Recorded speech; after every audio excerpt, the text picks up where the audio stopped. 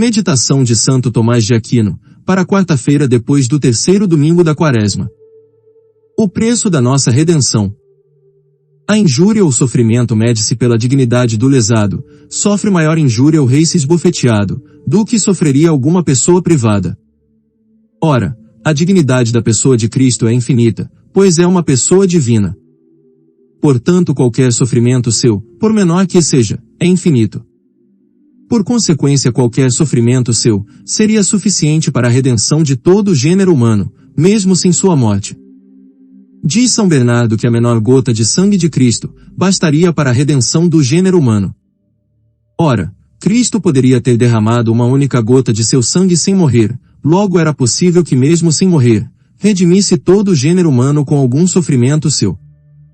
Para se efetuar uma compra, duas coisas fazem-se necessárias: o montante do preço, e sua destinação para a compra. Se alguém dá um valor inferior ao da coisa que se quer adquirir, não se diz que houve compra, mas que houve compra em parte e doação em parte. Por exemplo, se alguém comprar um livro que vale 20 libras com apenas 10, em parte comprou o livro, e em parte o livro lhe foi doado.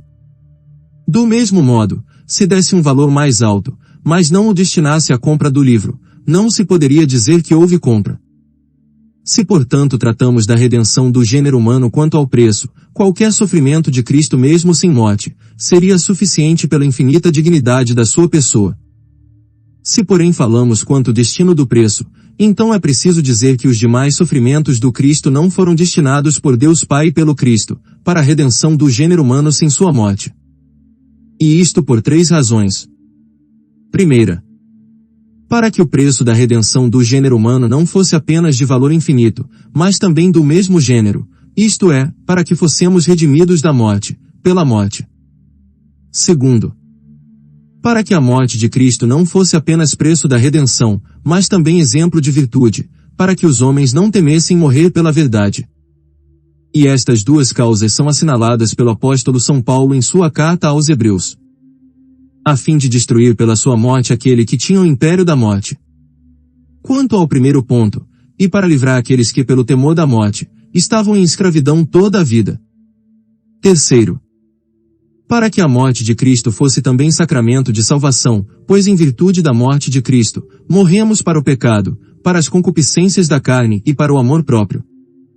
E esta causa está assinalada nas Escrituras.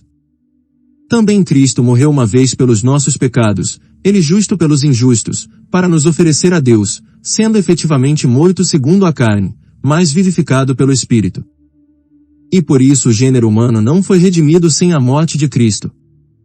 Mas permanece verdade que Cristo, que não apenas deu sua vida, mas ainda sofreu tanto quanto se pode sofrer, teria pago um preço suficiente pela redenção do gênero humano, ainda que a menor parcela de sofrimento tivesse sido divinamente destinada a este fim, e isto por causa da infinita dignidade da pessoa do Cristo.